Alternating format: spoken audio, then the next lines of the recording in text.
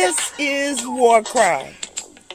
WarCry for our children, where the street meets the sanctuary and purpose meets power.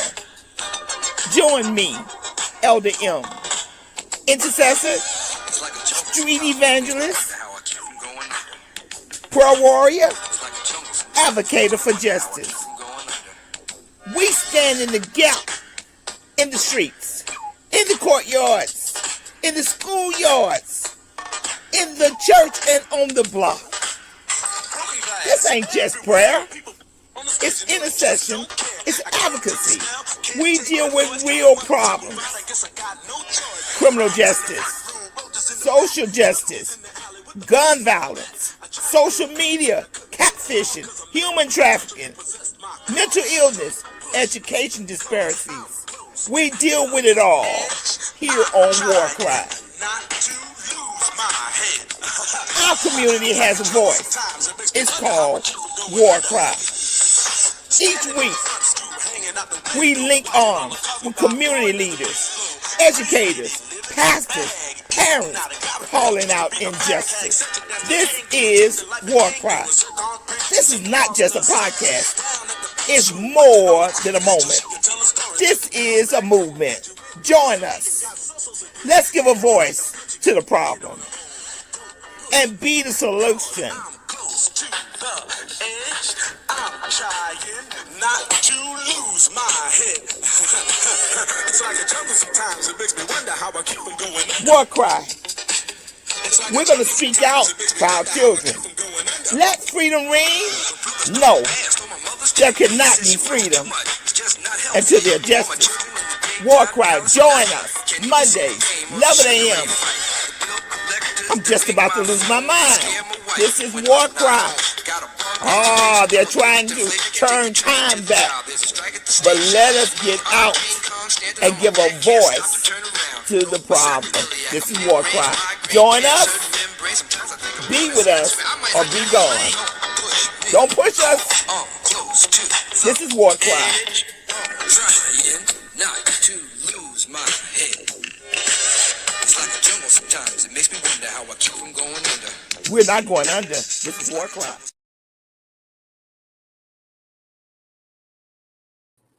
Good evening, everyone. This is WarCry. This is WarCry, and we are so excited to be with you again on this June the 1st day as we move into celebrating Juneteenth. We're going to just top off the month of June with so many exciting things, but today we're going to talk about the invisible chains and the unhealed wounds. That's a touchy subject. Invisible chains and unhealed wounds.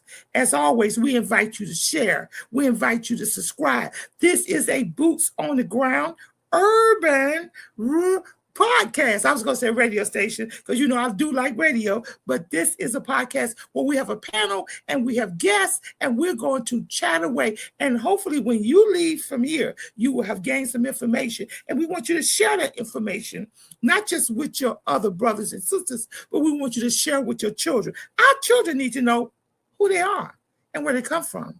We have a group that don't have an identity, but we know, so it's our responsibility to share. This is WarCry. Just bring the panel on. I am so excited. Bring the panel on.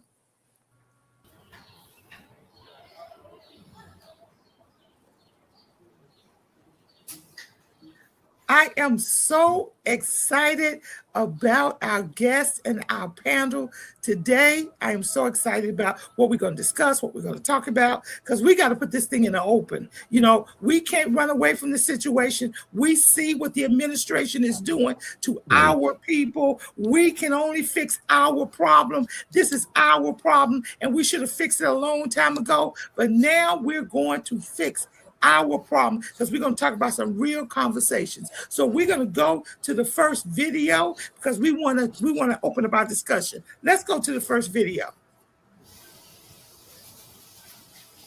And so the way we deal with that is you replace it with the truth and you replace it with courage. And that's what we have to do as we journey through our own healing. So now I begin the discussion of post-traumatic slave syndrome.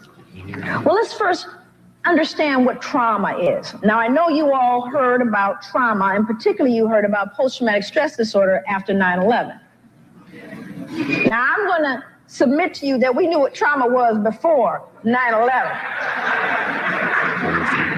And what people will say, because, I even have people on the radio show, because they say, yeah, but y'all free now. Why are you tripping? Get over it. You know what I'm saying? It's done. You're free. That's what people will tell you, right? And it's interesting, our response, because to me, that's an easy response. They say, listen, Joy, I wasn't a slave owner. I didn't do it. I wasn't there. I'm tired of hearing about this. I'm tired of feeling guilty about it. And what I say to those folks is, you know what? I wasn't there either. I'm not a slave, as far as I know. None of my cousins, friends, and associates are slaves. However, we have to understand that approximately 300 years of protracted slavery guaranteed that the progeny of the South, the white progeny, would have wealth and prosperity and privilege. And it guaranteed that the descendants of those stolen away would have debt, servitude, fear, and misery. So it doesn't matter if either of us were there. That is what it produced today. Be clear. Cartoon videos educate.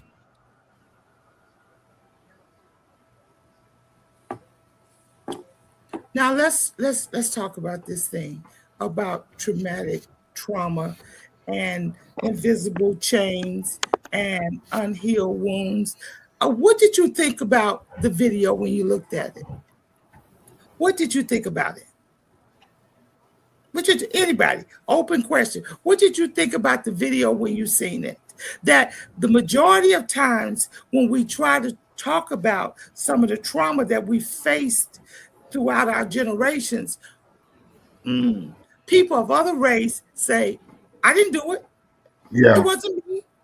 How can you blame me for something that I don't do? Right. And that's on one side. And on the other side, we say, we wasn't there. Awesomes say, well, I went to college. Everybody went to college. I don't live in that neighborhood no more. That's for them. That's not for us.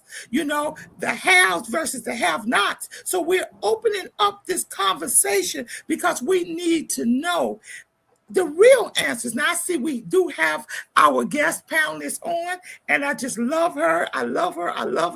But what did you think? Is it really a problem? Can we walk away from it and say, listen, that's then, that's not now. Okay, let's go. Let's open it up, and then we'll go to our guests. Go ahead, Hodge. Just open your mic. Let's go. I think tell us a little bit about your background, because everybody don't know you like I do. A little bit about your background and answer the question. Who is that to? To anybody? Yes.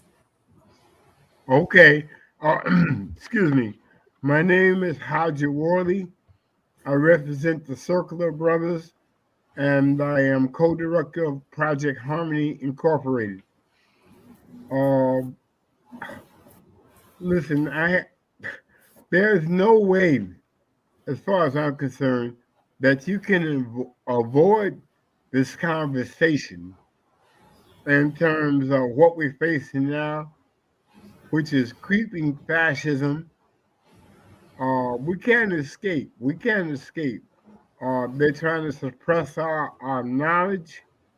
They're trying to suppress everything about us. I mean, it's obvious. You can see it as plain as day.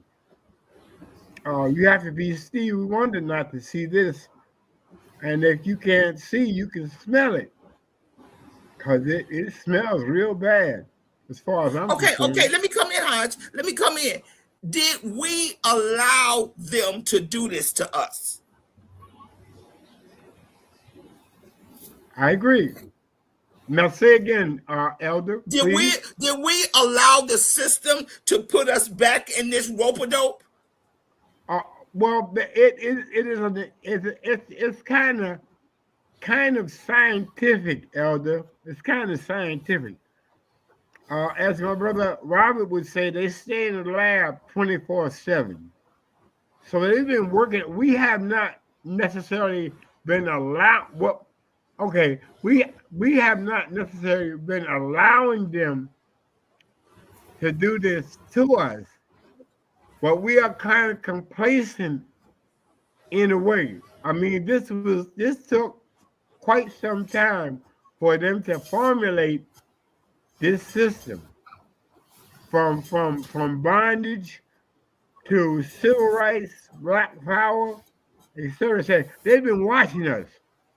We have been their enemy all the time. Okay, they've been watching us. Okay, someone else come in. Come on. Did we do this to ourselves? Yes. Because half of us think we made it. The other half think we didn't make it. And white folks think, guess what? I let y'all get away with a lot. So let's go. Well, I think the problem has been that slavery changed. It's the face of slavery has changed with the times. It was a form of racism then, but it evolved into modern racism, where things became systemic as to how we were excluded from the mainstream, from their stream, from the oppressor's stream of living and livelihood. So we've been, your question was, have we allowed it? To a great extent, we are still allowing it. I not only say that they stay in the lab and have us under the microscope where they know us extremely well, much better than we know ourselves, so that they can constantly plan and play their chess game and stay 10 moves ahead, if not more. So we're constantly held back in many different ways in this system that we live under. And that's the problem. Let me say something to you. There was affirmative action, and they allowed us to go to some schools that they tried to keep us out of. And guess what? We did get some education. We did not always support our historical black colleges like we should have. We always didn't teach our kids Black history like we should have. We didn't always sit down with our families and teach them the history like a lot of our other brothers and sisters in another religion do, so that the oral translation would stay within. We didn't always do that. So that's why I say some of this is our fault. We got more black on black crime against our own self. We got colorization within our own self. We got a lot of things going on with our own self. So is it fair to point the finger at them when the finger should be pointed at us? I'm just saying. Okay, who's going to jump in next? Well, come on. Okay, go ahead. Just introduce yourself. Tell me what organization so everybody know. Yeah.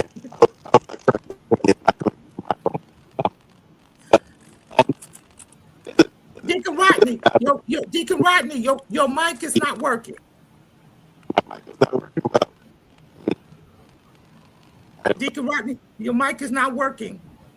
He's going out to come back in. That's Deacon Rodney. And let me tell you who Deacon Rodney is. Deacon Rodney is a Catholic deacon in the Catholic Church, and he pushed for reparations for us. As you know, the Catholic Church, Pope Paul has put a statement out, and that statement is saying is addressing some of the Atlantic slave trade that the Catholic Church participated in. Now, I'm sure that we're going to hear a lot about that. Okay, who wants to be next? Come on. Did we do this to ourselves, or did they do it?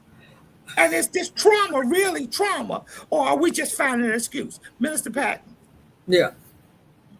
No, we did not. This is not all of our fault. Let's look back at the period of Reconstruction. After the period of Reconstruction, and you had the 14th Amendment, there were 200 bills put before the Senate about anti-lynching. 200 bills, and they were all shot down. One was the Dreyer bill in 1922 was passed in the House of Representatives, but they did a filibuster and it went poof. So when this thing happened there was an incident that happened in Ohio. I have to write it down. It was an incident that happened in Ohio, and 150 black men were killed. They went to the Supreme Court and said, well, the 14th Amendment says that you are supposed to protect them. The Supreme Court came down with the decision that you have to be responsible for your own people in your area. This is what the 14th Amendment said. You have to be responsible for your own people in your area. So I don't know. We do have a 14th Amendment specialist on the line. Okay. Because when we look at the 14th Amendment and we look at the 13th Amendment, we got to look at the dates that these amendments was written and how people interpreted these amendments, and they were not interpreted for our benefit. That's why we got so many problems in the White House. Right. That's why we'll throw the question out here eventually, because I'm really upset about this. Should we participate in 4th of July or should we participate in Juneteenth? You know, why do we black people participate in 4th of July? But I'm going to just say that, just to throw it out there. Who wants to come in next? Did we do this to ourselves? Mecca, did we do this to ourselves? I mean, some of it we did to ourselves, but don't you think at this point it could be from the lack of understanding? Because if you don't know who you are, if you can't identify who you are as a black person, if you can't identify who you are as a person that can do good or well or has something to contribute to society, if you can't identify that, and people tell me that the teachers that teach in the schools that are poor schools or underprivileged school gets X amount of dollars over what the other teachers get, then why isn't it producing? Why isn't it producing? They get an X amount of dollars over what the regular. You know what? It goes longer than the school systems. Because we have, but why do we have school to the prison pipeline? Yeah, we got that, but it's our problem goes longer than that. Mecca, come in, Mecca. The usage of the word allow is crazy, right? And the whole panel is making excuse, right, for a system that is so broken or so well thought out, so 10 steps ahead, whatever they got, their agenda, they study us, they know this and the third. At that same sentence, right, you can put a comma and say that there is no wiggle room in that system or in that construct of the matrix to even address the situation where we could be effective as a people. Because there is I don't understand, Mecca. What you tell me there's no wiggle room? Look, we went to college. We went to private schools. We went to college. We went to private schools. We work on Wall Street. We work in the White House. What do you mean there's no wiggle room? Some of us got out of the wiggle room. Auntie Elder, that sounds like hush hush. That sounds like hush. Let me give them a little this, little that, because I know they're a superior people. I know they're of superiority. You understand what I'm saying? So if I don't keep them in a level of oppression, it's going to mess up what I have going on as white power or whatever the case may be. A level of oppression. Did you hear that, Mr. Trevor? So you're telling me that I'm under a level of oppression? Absolutely. Even with you're not. No, you're not. Even down with Barack Obama. I'm not bamboozled, Auntie Elder, by what they portray as we success. We gotta have a real conversation, because guess what? Half of us, not maybe you guys, but half of us think we're free because we made it. We're living in Cupcake City. Not really. This is not Cupcake City. We're making the digits behind one number. We got the receipts, we got the degrees, and the other half of us is almost dying because we're being oppressed. So we've got to talk about the marginalized people, not those that made it on affirmative action. And let me tell you something. We got a brother that's sitting on the Supreme Court. You know he's not for us, right? That's all I'll Yeah, say. no. You know he's not This for is us. what I'm Okay, saying. who else want to come in the conversation? This is Come what on I'm in. saying, Auntie. When they put their puppeteers in place to polarize the black race, and everyone to say, yes, yes, yes, we praising the best slave that made it, that they dangling in front of our face to keep us quiet, to give us some level of equalism. I never understand why, as a superiority, right? Because I'm not gonna sugarcoat my melanin for no unmelanated character, right? Right? When I don't care how much Jay-Z is on a stage. I don't care if they put Barack Obama in the presidential highest seat of the nation. We still have yet to accomplish anything. We're still having meetings and kumbaya. We don't feel equal. It's a lot of sister, sister, sister, and the plan of action is so diluted or left with violence is the only answer. You understand? Well, Because propaganda is okay, so Mecca. effective Let me go on to the someone black else so they can come mind, in. Let me come right? in. You According know, to the steps violence that is they the are answer. ahead, that is Maybe. no way to even increase the unity that you see in other races or religion, like you said, Auntie Okay, Elder. You Mecca. understand what I'm saying? Let me bring somebody else in because maybe that's why we have violence in our DNA. Okay, someone else want to come in? Okay, are you there, Deke? Deke, is it working? Deke, we can't hear you because we're blaming the Catholic Church for a lot of this. Yeah, and deservedly so. We blame hold it, everybody who blame the Catholic Church, raise your hand. We're blaming you. That's right, Yeah, Deke. I'll do that. Sorry about that. now, Okay, now, come on now, in, Deke. so sorry for I had to turn my phone off. Yeah, um, yeah.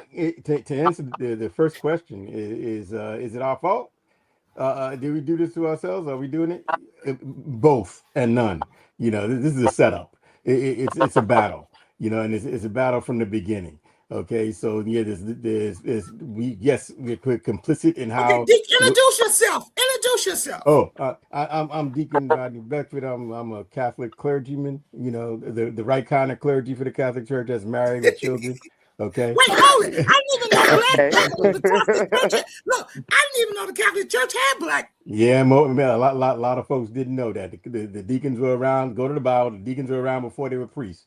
When the priests were in the Jewish temple and whatnot, the apostles were ordaining the deacons. Okay, all right. But and I caveat that because the deacons were gone for about 800 years because the deacons and the priests were fighting because the deacons had too much power. That was before the reformations. Okay, so but they bought them back in 1964 because he was running out of priests. Yeah, Yeah, and you still run out of because God didn't ordain this yeah. for men not Well, to Deke, let me ask you a do what they question. got to Is it do. any black? How many black priests is it? Is it any black popes? Well, you got one now, and there's been three others in the past from Africa. Okay. In the 300s, some of the one of the greatest popes was a black pope from Africa. Of course, the Europeans don't tell you that. Okay, Okay. this President Pope, who is not denying that he got black blood in him, you No. know, is the fourth. Is the fourth of with African blood from the continent of Africa in them. Okay, Okay, Deke. he's further Go back removed to than the the others. The question. others are Let's go back to the question. directly from Africa. Let me ask the question. Do you think we Oh, did it to I can't hear ourselves? you. Is it me? Do you think we did it to ourselves?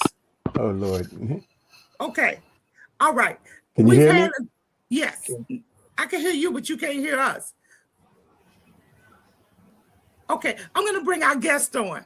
Bring our guest on. Oh man. Oh my God, I am so proud of this young lady. When I met her for the first time, I fell in love with her. When it talks about the history of our people, the 13th Amendment, the 14th Amendment, the Emancipation. I can't hear. Sorry, the Catholic Church Yeah. losing I hearing. But I I want to bring her on. Tell us a little bit about your background. And I want you to jump in to the conversation and tell us a little bit about the trans-African slave trade. Let's go.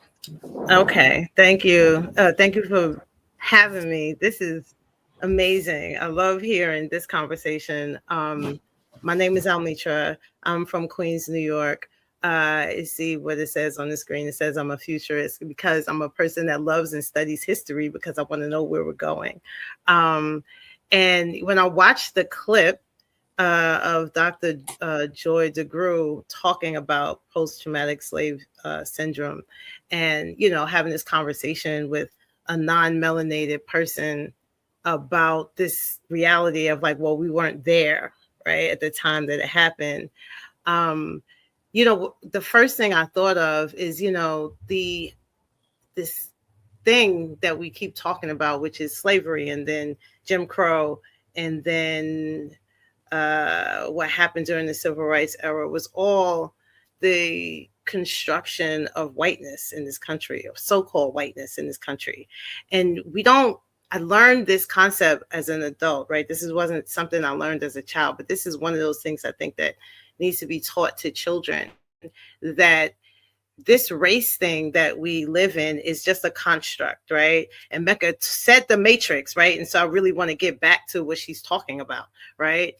This just a construct, right? Racism is a real thing. People can't get loans. People are out here having beef with each other. The system is crazy and putting so-called Black people at the bottom of the totem pole. So racism is a real thing. And race is a construct that was used for capital, to create capitalism. The whole transatlantic slave trade, or triangular trade, which is what my professor, Dr. Arthur Lewin, taught me. It's about money. Okay, it's about exchanging labor and people in the form of labor, free labor, for goods. And all of that entire system is what was used and leveraged to construct whiteness.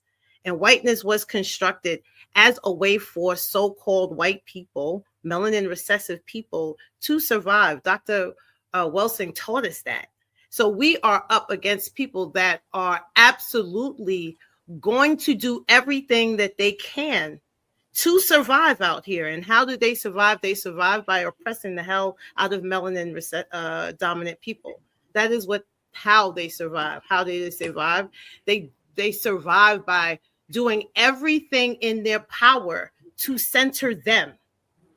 And so for me, what we have to teach our children is to center us, our story, how it is that we came to be here, how it is that we are here, and everything that happened in between, because everything is still happening.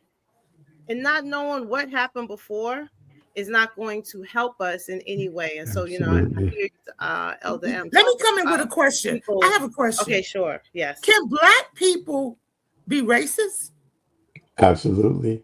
Black people cannot be racist because Black people don't have economic power.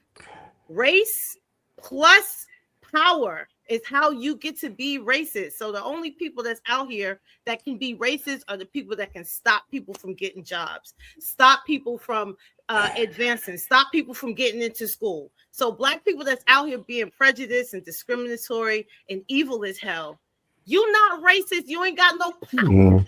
Like that's no. Well, okay, now we have someone who want to say something. Yeah.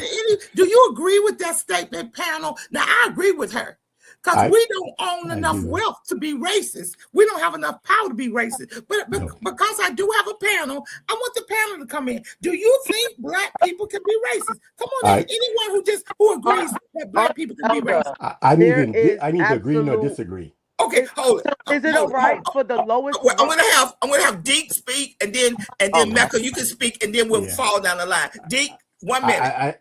I agree, and because if I look at it philosophically in the way it is, you're darn right. You're absolutely right. Looking at it, but in terms of just straight talk, and starting today's talk, we're going to be discriminatory when it's one or the other. That's just nature. Okay, nature hold that. says I just need the question answered. And I just need the question answered. One thing, Mecca, come in. So the lowest rung on the non-melanated totem pole can treat me with a level of disrespect in forms of my skin color in contrast to theirs, and that's okay. the non-melanated people that's in the welfare center with me, that's all right for me not to be like I'm a tad bit better than, I feel the level of what you're saying, you're taking away from our ability to even feel what we need to conceptualize inside ourselves as far as confidence, right? So you telling me I can't be racist to whites? They don't need to have everything in their life together to hate my black ass. I hate them just as much as they hate me. Okay, I keep okay, showing them love like that. okay. All right, Mecca, hold it there. Anyone else that believes that black people can be racist? May Anyone I else? chime in? Can I Come chime in. in, please? How you doing? I'm Jawan Bakar. Hello, panel. How you doing, brothers and sisters? The term racism, when you say ism, you're talking about a vantage point of having over somebody. You're basing it on race. That's where you get the race part. You have to ask yourself, in what way can black people affect the lives of white people as they affect us? Can we deny them jobs? Can we control the school system and what they're taught and stuff like that? Can we teach them to hate themselves? Do we have that power to do that? No. Racism is something that is endemic of Europeans and Arabs. You want to pretend that it's not? It's true. Because you tell me in what way, I asked a white person this one time. I said, tell me in what way you feel threatened by black people to the point where you can't, it stops you from being who you are. And he told me, he gave me an example of getting into schools. He called that, I said, we don't control the school systems. You control the school systems. So how can we be racist in that form? So to answer your question, there's no way people of African descent could be racist because we do not have that. We do not control the economic system or anything like that. Okay, anyone else want to come in before I turn you back over to Almitra? Come on. Can black people be racist? Hello. Well, I think that the concept that she presented was an interesting concept. We can't be racist until, how can we be racist? Because we don't hold the means of wealth. We don't hold the means of generational wealth. We don't hold the means of all of this. We don't hold the means. So how can I be racist against my own people or racist against white people? Because we do not hold anything. They hold all the cards. Well, they hold the cards since the development of the colonial system to the United States to up until now to 226. They hold the cards. So what are we supposed to do when we're in that situation? Mr. Trevor, yes. Haven't you felt pressure from our own people that they themselves made us feel like they didn't want to be bothered? Yeah, but is that racism? Or is that a thing of a personality because I don't like you because of ABC? Is that defined as racism? Okay, somebody else come in. Somebody else. Anybody want to come in? Because we're going to turn it back to Almitra. May I say something? This is the first time that I've even looked at racism in reference to like the power structure, whether you have the control on the people or the masses. I've been used to putting or having the definition of prejudice, of using the word prejudice. I don't like so-and-so. I don't like that race of people because, of whatever the fact is. But as far as white folks in general, or those I've come to now know and define it as those in control, I'm very prejudiced about, because they have held us down. We have control we need to take control on ourselves as far as uniting and coming together. That's where our focus has to be, because at this point, we don't own jack. We own nothing, especially compared to the so-called elite or 1% or whatever. So we have a lot to so-called or catch up, but we can't do it individually. As you said, Elder, we've been allowed at some point to go to prestigious schools. or what do you call it, the prep schools and all of that. So there was a number of us that so-called made it, right? In those years, coming from the 70s to now. So it kind of dumbed us down in a way, or caused us to be inactive. It took away the feeling of revolution. It gave us the feeling that we did move ahead to whatever degree, and we good. We are not good. We are not good. And we need to understand that. And we need to start focusing on teaching our kids. I have an organization called Families United for Solutions. I'm also a member of a new group that we established called Men of Purpose. That's what we need to do. We need to understand our purpose to empower our people. That's the mission. That's the goal. Empower our people. Not just this little. Lost audio again. But hard. I perfectly agree with you. I'm with you, my brother. You know I'm with you. I've been with you. But guess what? We all need to come together and be with each other. See, the whole thing is that you're here, somebody else is here, somebody else is here, somebody else is here, somebody else is over here, and we don't all come together. I remember when I was going to buy a brownstone, I had them some money, but guess what? It was some people in that area, and you know who they are. They had the money. And so they all came together and bidded on everything there. And that must be our mindset, that we must unify in order to get power, economical power. We must unify. It can't be about this person and this person. So all of us need to work together. I want Almitra to come back on. Almitra, come back on. They say that we've lost over the Atlantic slave trade. It was over 20 million people that died. That's a conservative number. And that's okay. Come on, D. That's a conservative number. Now we always look at it that they came over here. They came to the United States, or they came where America Vespucius. That's why America. He established, but it was way before him, way before Christopher Columbus. Guess what? Our native brothers was here, but we won't get into that. But they took us many places. Brazil is 80% this color. Amitra, come in. Tell us the different places that the slave boats took us to, and that we lost our identity of community, family, and language. Amitra. So, thank you. Oh, thank you. Hey, and I do want to hear from you, brother. So I'll just say a few things, okay? So being trafficked, right? Because this was human trafficking from the west coast of Africa. For the most part, we did come from Central Africa also.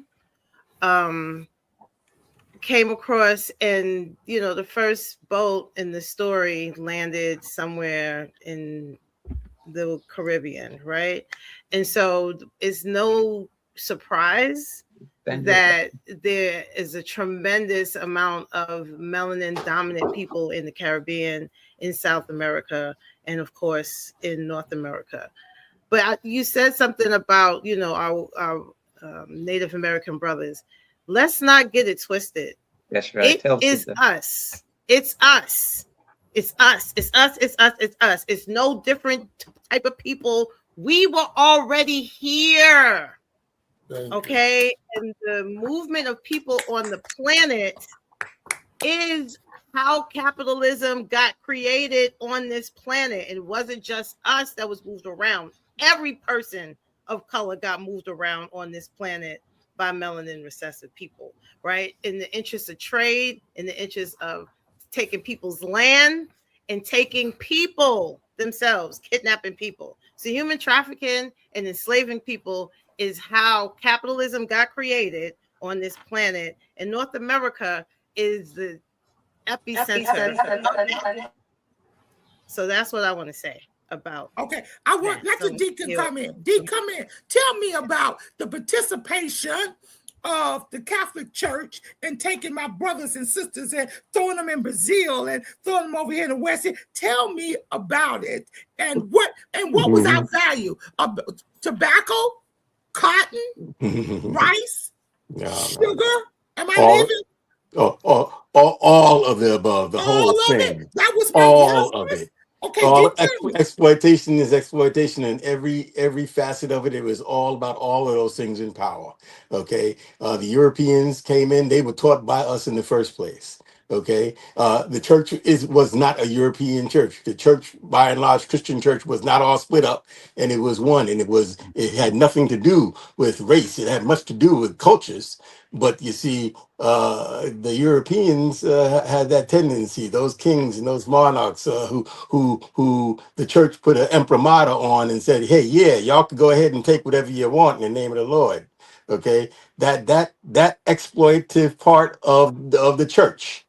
Not Baptist, not different denominations. It was only one Christian church at the time. Okay, the universal church, the that's Roman right. church, The Roman church, we all the came universal from. church. But you see, universal church. But the Coptics and all the other derivatives of that were all in union. Okay, and they were not European. Okay, the thing is, we've allowed the Europeans to take everything and take their evils and everything else and impose that in a race like they usually do. They have a tendency of doing that. History bears it out, and whitewash what was original. But if Now, you do go, me a favor, D. Tell me the different places. Like I think we landed in the Carolinas, and that was because of the cotton. We went to Portuguese because of tobacco. Give us a trail on where they really took us to. that we had taught them, okay, every advantage in mineral, in spice, in food, in culture, in science that they took, that they saw from us and we shared with them. They took those things and they expanded that, and they were greedy and evil. And those who are in power, and you go back to power, okay, power corrupts. And we've allowed it in a way, okay, because at the time we were not the powerless. So yes, from the beginning, yes, we had a hand in our own coming to this, but I don't want to focus on. I want to focus on telling the truth. I want to focus on knowing the history, and I want to focus on where we're going. Let me skip to one thing here, since it's opportune and time is short. What this Pope just did, okay? He included something in to correct something. He didn't correct it. All he did was acknowledge it from that level. It had been corrected by the previous Pope Leo the 13th, who was more that straight up person after Pope, after the four that preceded him, who kept this papal bull and gave all this permission. There were four popes in a row who gave up all of this. All Europeans. I'm just calling it. Okay. And what is happening right now is the same thing that was happening back then. This Pope saying what he said now has to do again. Tell us what he said. Tell us what he said. What he's saying now is, excuse the language, y'all. Yeah, we screwed up. We allowed all this happening because of us. That's the short version of what we're saying. And we have to apologize for that because of the Catholic Church.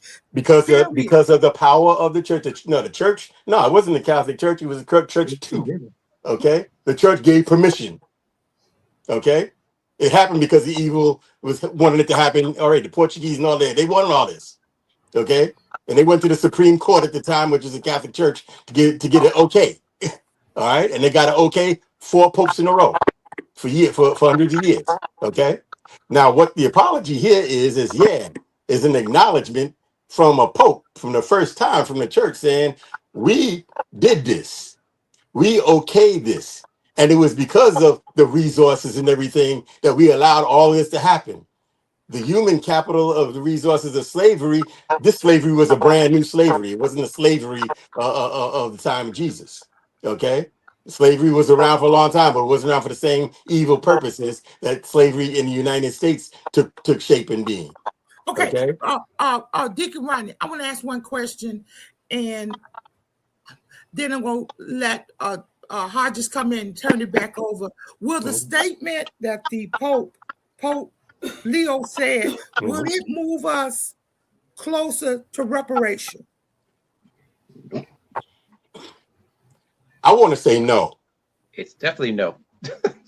No. So even though the Catholic Church, No. which is the largest church, universal church, is saying that this is what happened, we've taken people and we've moved them to, and so that's not going to move us closer. No, it's a step, yes, but it's an acknowledgement. You gotta start by admitting it.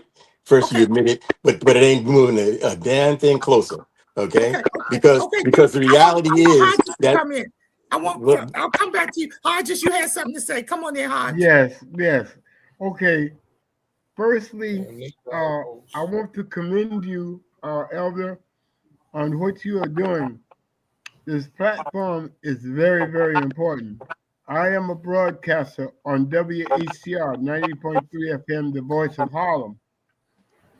And I've been threatened about saying things about Donald Trump, the regime, what's going on in Gaza, et cetera. But I'm not going to belabor that.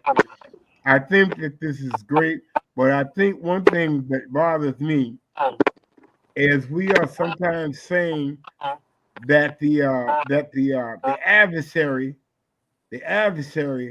has all the tools or all the cards. I do not believe that.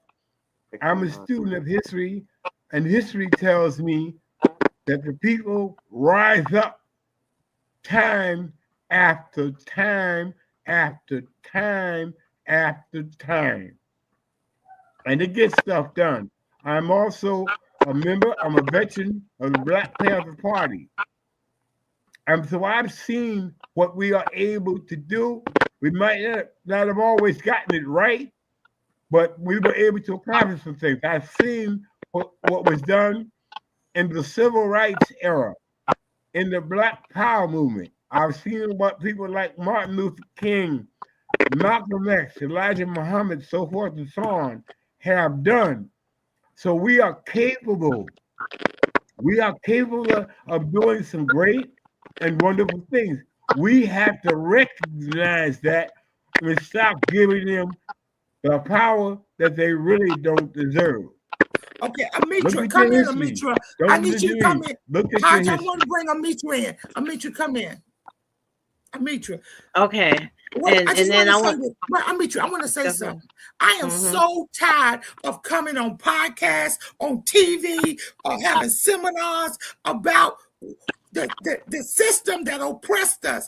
I need, after you say what you say, I need to know, how can I break this chain?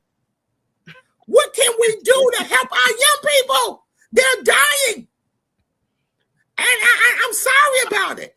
What can we do? We go on podcast after podcast. We look at TV. We see what the White House is doing, and we still stay stuck. The criminal rate is still going up. Our kids are still being killed. What do we need to do to break the chain? You got it, girl. You got it. So I think the answers is right here. I like this group of people right here. There are answers and solutions, right? And I'm hearing them right now. What the brother just talked about is exactly what I want to say. Like, we have accomplished so many things, and our magic, our ability to organize and our resiliency is just ridiculous. But what we don't do enough, in my opinion, is focus on that. Right. And so for me, the solution is to center ourselves, and not what the so-called deficits is. And when I mean that, this is what I mean. Turn off the TV. Actually ignore, right? Because the amount of attention that we are giving the so-called oppressor is not helping us. It is attention and time that we are not paying to our children and to ourselves for our healing. And this time right here, let me just say this. I'm going to say this because I'm repeating it, because I think it was John Lewis. Somebody told me at some point Yo, we won already. Everything that we're seeing right now is in reaction and response to that, to the fact that we have already overcame. We've already won. What we're witnessing, okay, I talked about the construction of whiteness, and so I want to tie that to what I'm about to say right now. What we're witnessing right now is the destabilization of so-called white people in this country. Okay, the women are not having babies. Please get what I'm saying. They are scared to death of extinction. Everything that we are seeing is in response to that. So it is for us to know that the enemy is absolutely going to come for us, right? We don't believe that enough. We don't need to believe it. We need to know that. Know that to be the truth, so that we can teach the children that. Know that we already won. So okay, I gotta hold that. Anyone that agree with Almitra? Anybody agree with her that we won? Anybody? I definitely agree that. Go ahead, brother. Go ahead. I'm sorry. What's the definition of one? What's one? I understand what you're saying, but we need to be able to define what it is. What it is to win. What is the end game? Can we define that? What's that definition? So let me say what I mean. This is what I mean. We have more of us graduating from college, right? I'm not really into saying that is a special thing. I'm just going to compare that to the fact that so-called white people are not graduating, right? And so-called white people are men in particular are eating bullets. They are taking themselves off the board at a rate that eclipses any other race and so-called race. I just want us to get clear. So that's what I mean. I mean, melanin recessive numbers are trending in the wrong directions, and melanin dominant numbers are trending in the right directions. That's what I'm talking about. Data is just real plain. This is the data that doesn't get discussed. Okay. Anyone else? So we need to just focus on us. Okay. That's the biggest point. That's the biggest point that I do agree with you, Almitra, is we do have to focus on us. That's what we need to do. We have to come together. We have to focus on how we can build. How do we build together or rebuild? How do we do the good, positive things we've done in our history, our ancient history, where we were the leaders of civilizations and made civilizations? The Moors, the Spain and Europe. We were the kings and queens over there. We established all that. I can't really understand where the turn of events shifted. But that doesn't matter. Let me come in.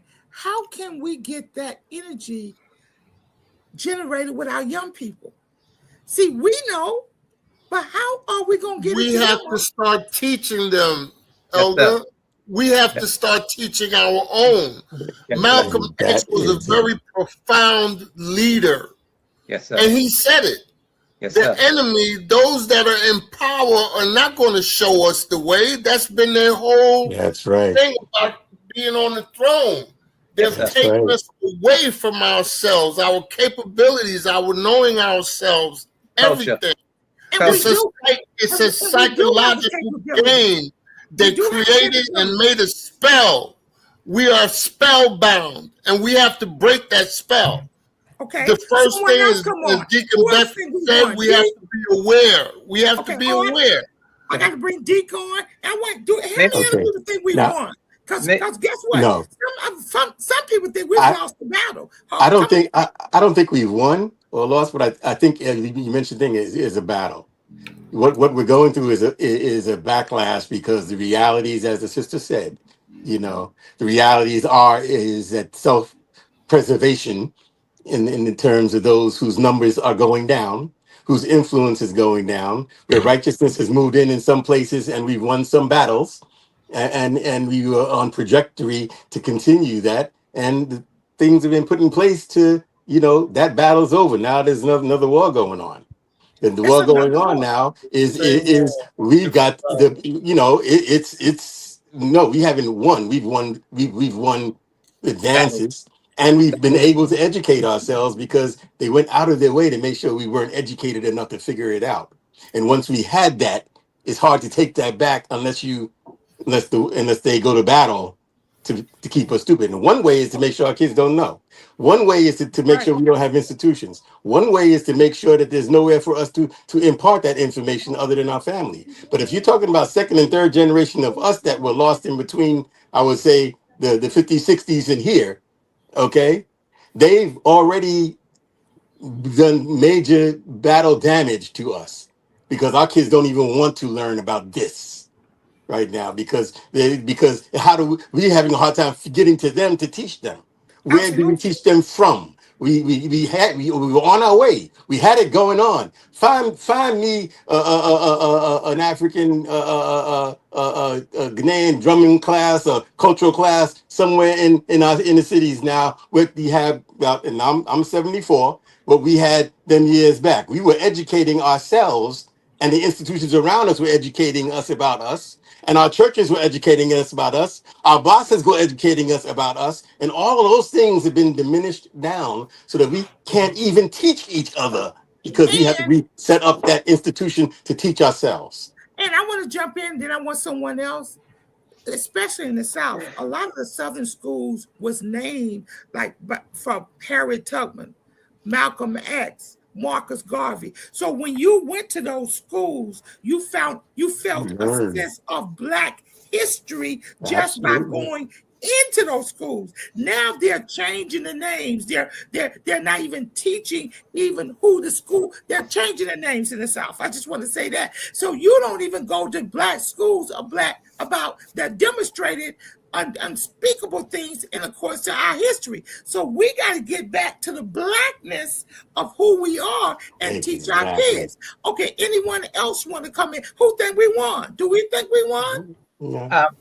I don't think we won. I think, like I said, it has to say win, you have to define what winning is. What is the end game? We haven't done that. But there's an old African proverb that states, if you do not teach your kids, if someone else teaches your kids, they're not your kids. That's right. So in essence, what the brothers and sisters said already, we must take control of the education of our children. What our children are receiving now is called miseducation. Carter G. Woodson breaks it down beautifully. The miseducation is what's happening to our children. We're teaching our children, our children are being taught not to appreciate who they are because they do not understand who they are. If they understood the beauty and the greatness that exists in them, and the history that they have, not from the point of slavery. Our history goes way back before slavery. Yes. We have a great history before slavery. And we need to tap from there. I was told one time, a brother told me he wanted to do a program with the kids, how we came from Africa, slavery like that. I said, why don't you go back? I said, our history did not begin at slavery. He said, it's too far back for them. I said, brother, you're willing to teach them from the Bible. The Bible goes all the way back from a certain time. You can teach from the Bible. You can teach them from Kemet, about Kemet. So it's the responsibility for raising our children and teaching our children falls on us. No one else but us. We can't expect the school system, the European school system, to teach our kids. Their job is to dumb them down so they can be subservient to them. They're doing their job. Right. We're not doing our job. So what I hear you saying is that they're winning. That's a part of the parents' responsibility. That's a part of the parents' responsibility. Parents and community. And because we can't rely on the school systems to do it, we can't even rely on the church to do it. Even though I do think it's a church responsibility. It is a church responsibility. For righteousness. Let me tell you, the church has more real estate than any other business around, and they stay closed. If we bring our children in and begin to teach them, also the school systems, though everything don't work on the weekend in the school systems, we can use some of the schools and begin to come together and teach our kids who they are, because it's a lot of narratives that's been given to our kids that's not true. Like they think slavery is ugly. They think slavery is, we don't want to talk about that. We don't want to discuss that. That was then, that's now. And our history, as you know what they're doing in Florida and a lot of other states, is being taken out of the classroom and out of the libraries. So they can't even read about it anymore. So we do have a problem.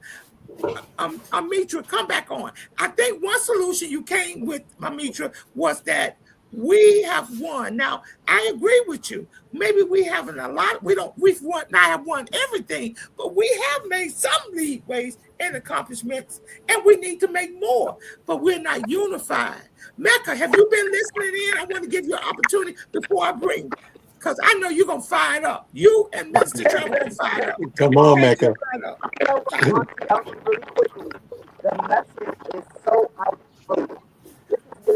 We can't hear you. We can't hear you. I'll be right. Oh, I was having that We're gonna problem get her too. back. We're gonna get Mecca back as soon as Mecca Do you comes want back. to fire up with get in the conversation? Yeah, I wanna jump in here, right? And so, a mistake committed to we won, because everyone's gonna get this at some point. We won every resource that we need. We have so many books. Claude Anderson, Jawanza Kunjufu, like we have so many books available. Teaching our children is easy. This is so easy. This is so easy, right? It's just the intentionality has to be there. Okay, Mecca's back. I want to hear what you got to say. Come on in, Mecca. Mecca, come in. All I'm saying is the message is outdated. The message has been outdated, right, for so long that the youth are so frustrated that they're killing themselves trying to figure out why they're so frustrated, right? And it's the disconnect between the church, the schools, and the message, because there's so much new forms of battling that level. I think slavery is used as a form of like a scarce tactic to say, oh well, they did this, so let's use that as motivation for progression. And it's not even that, right? It should not be that more so, right? So the message needs to change.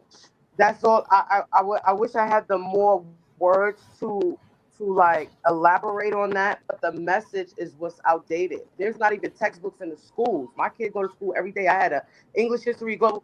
I had big textbooks. They don't have that, right? I asked my son, what was the triangular slave trade? He said triangular slave trade. So they don't know. You understand? And so for you to put that on me when the construct has it to where I'm not even in the home, they're snatching the man out the home, right? It gets a little bit harder to keep transcribing the message to the youth. Right.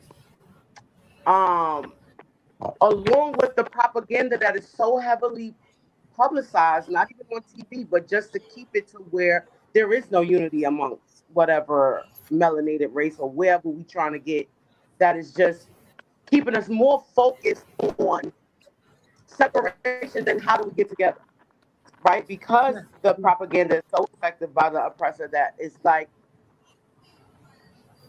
and the focus on the past so much is what's frustrating to the future, is what I'm saying. So if we're going to be to our younger generation, Elder, who don't need. can I say something, please?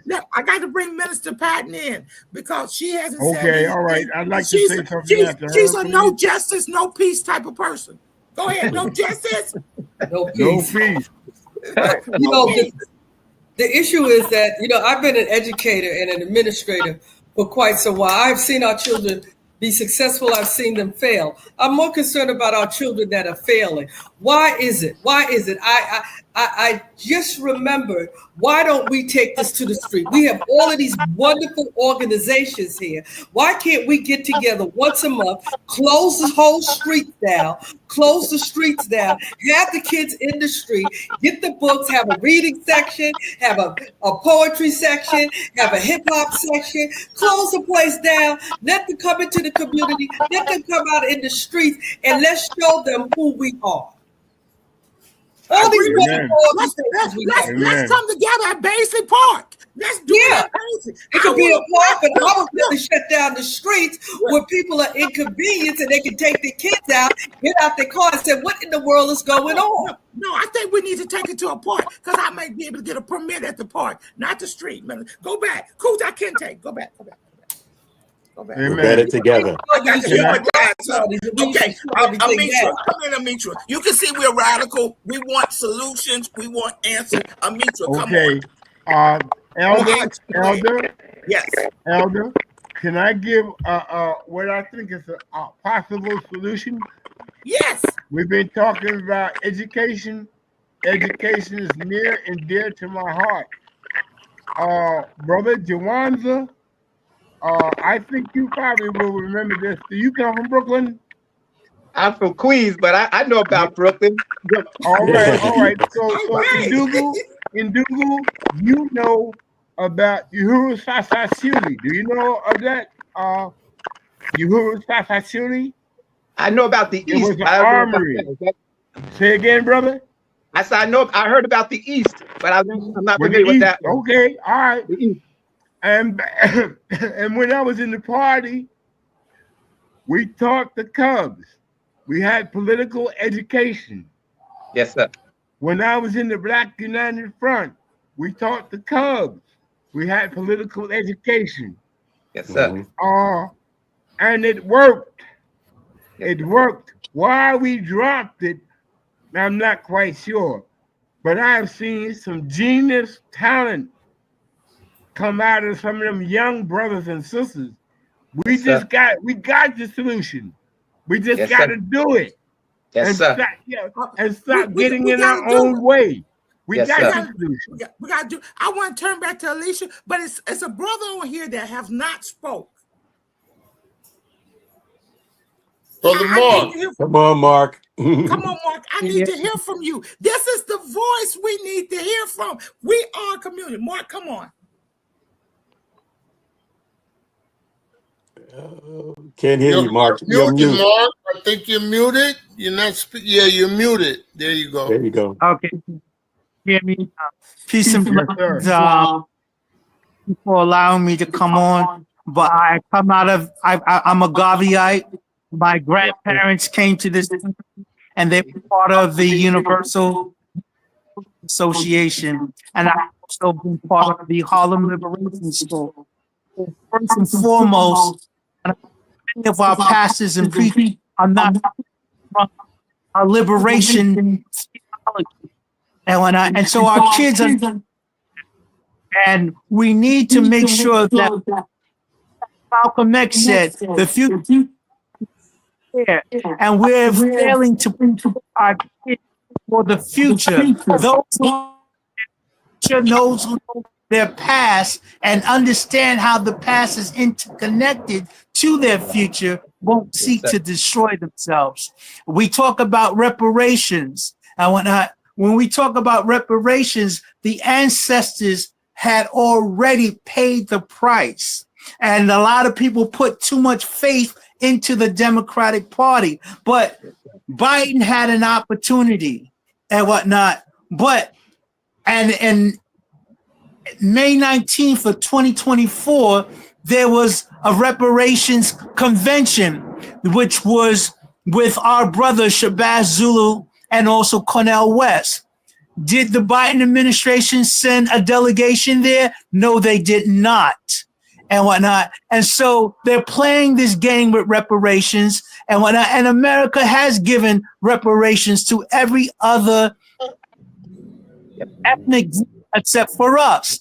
We have integrated out of power as opposed to integrating into power. We have all these other different ethnic groups who have piggybacked off our civil rights movement. Before you can decision for certain other ethnic groups, they want to know what concessions are you giving. The gays, the Jews, the Latinos have all piggybacked off our civil rights movement. And so as our brother Dr. Claude Anderson said in Powernomics, and we have to ask what the demand is, and we have to move with that demand. We should not put all our faith into one bucket, and we need to make sure that when we run candidates, and when we talk about political power, we have to make sure that those candidates that are running have the mores and the issues of the grassroots community at heart. And until we learn how to do that, and how we use leverage, we're going to continue to get what we've always got. And so we have to ask ourselves, as Claude Anderson had asked, what are you getting for your vote? There you go. And so we have to learn how to use that vote, how to use that leverage, and we have to begin to teach our young people and whatnot. And we have to remember that you, as a parent, as a grandparent, you are your child's first teacher. We cannot depend on the enemy to teach us our culture. And so I'm going to leave it right there. I have to get ready to jump off. And like I said, I'm not feeling well at the moment, but I thank you for allowing me to have an opportunity to come. You almost at 90 months to go on the streets. You almost at 90 to go on the streets tonight. You know, no justice, no peace. No peace. Back at your Almitra. Thank you, little brother. Thank you, little brother. Almitra, let's go. Back at you, Almitra. Thank you, everyone. And if you can mute your mics, because it really helps with the audio when people are speaking. It really helps with the audio so that the audio comes through really clearly. So when you're not speaking, if you can mute your mics. We got the solutions. The brother is talking about, we already did it. So the model is already there. We already did education. I homeschool my children. I know a whole bunch of women that have done that. I know women that send their children to school, parents, families that send their children to school, and they still have homework for them to do, homeschool, books and things that for them too, so they can learn their culture. It takes us a level of intentionality, right? When we are clear that we are up against the absolute worst evil that there is to be up against, when we are just clear, we just know that, right? We're not doubting that. We're not making excuses for people. We're not trying to find them. No, we're not trying to find some sort of middle ground or excuse. We're just saying that that's true.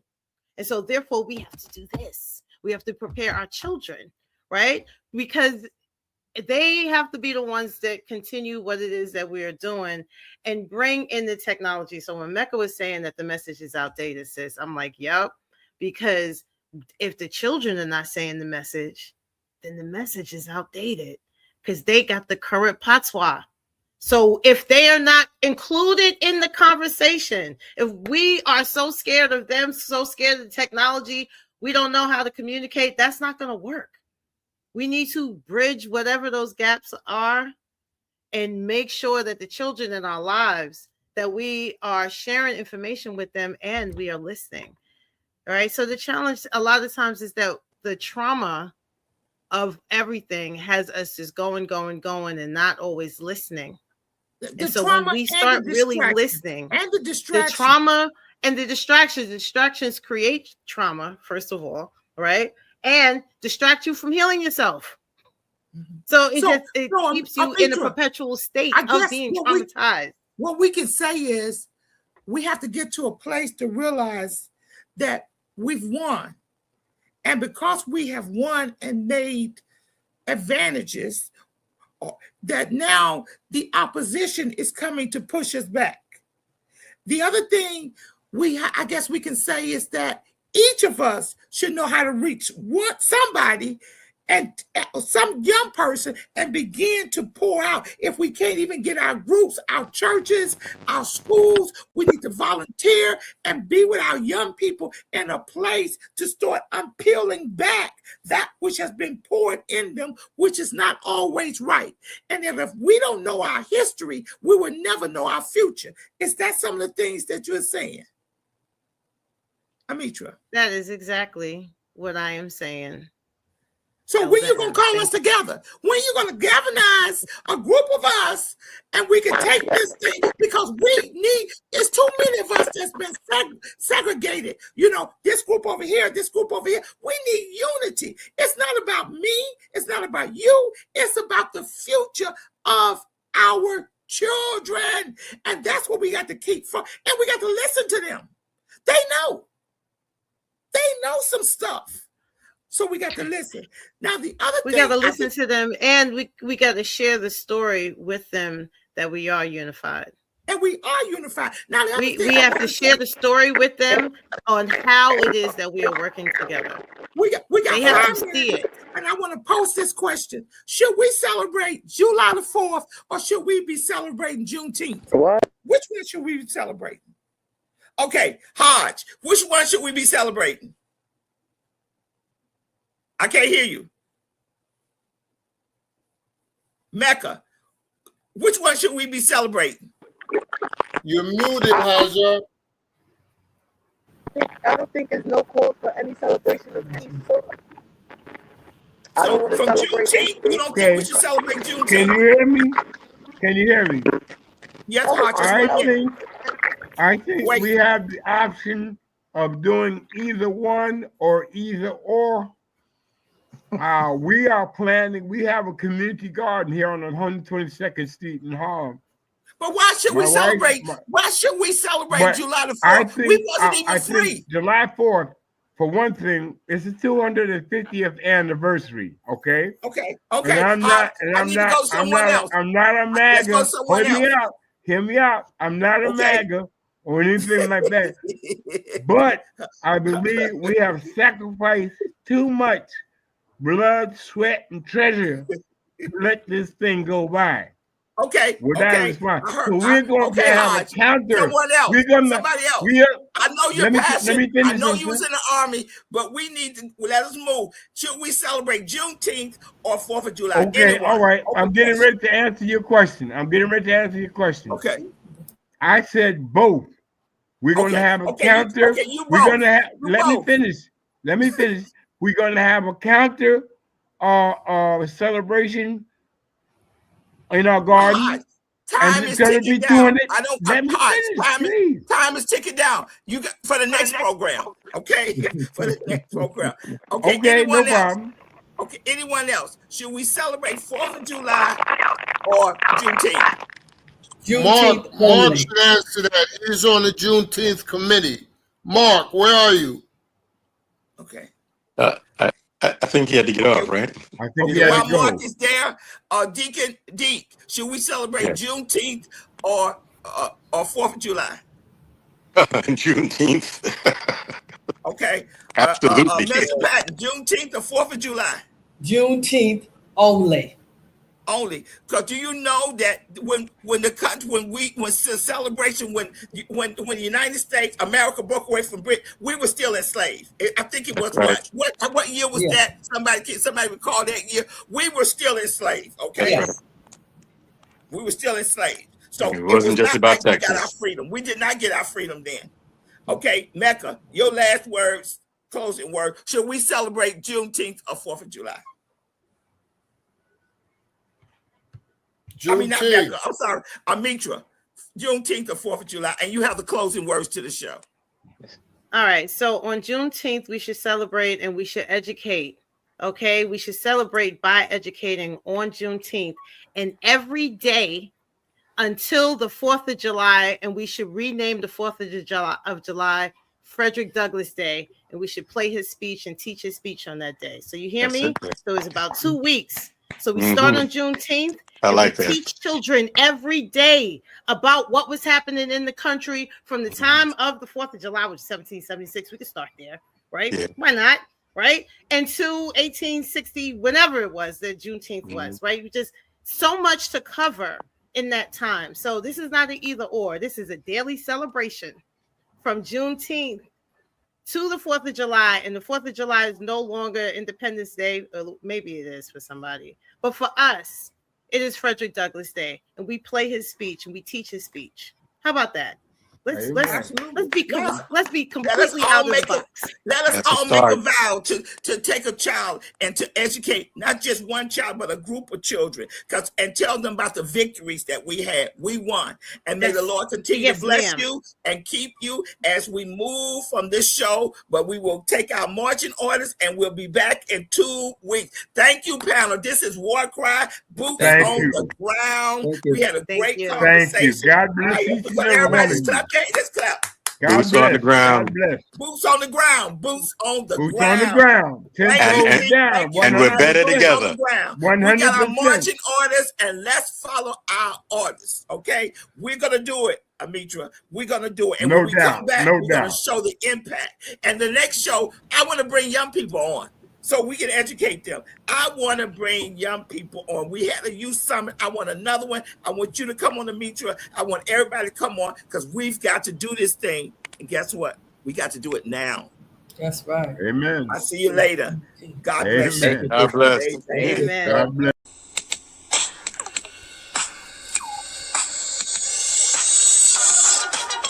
This is WarCry.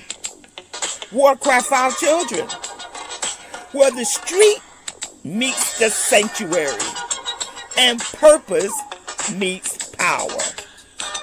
Join me, Elder M, intercessor, street evangelist, prayer warrior, advocator for justice. We stand in the gap in the streets, in the courtyards, in the schoolyards, in the church, and on the block. This ain't just prayer. It's intercession. It's advocacy. We deal with real problems. Criminal justice, social justice, gun violence, social media, catfishing, human trafficking, mental illness, education disparities. We deal with it all here on WarCry. Our community has a voice. It's called WarCry. Each week, we link arms with community leaders, educators, pastors, parents, calling out injustice. This is WarCry. This is not just a podcast. It's more than a moment. This is a movement. Join us. Let's give a voice to the problem and be the solution. I'm trying not to lose my head. It's like a jungle sometimes. It makes me wonder how I keep on going. WarCry. We're going to speak out for our children. Let freedom ring? No. There cannot be freedom until there's justice. WarCry, join us Mondays, 11 a.m. I'm just about to lose my mind. This is WarCry. Oh, they're trying to turn time back. But let us get out and give a voice to the problem. This is WarCry. Join us, be with us, or be gone. Don't push us. This is WarCry. Trying not to lose my head. It's like a jungle sometimes. It makes me wonder how I keep from going under. We're not going under. This is WarCry.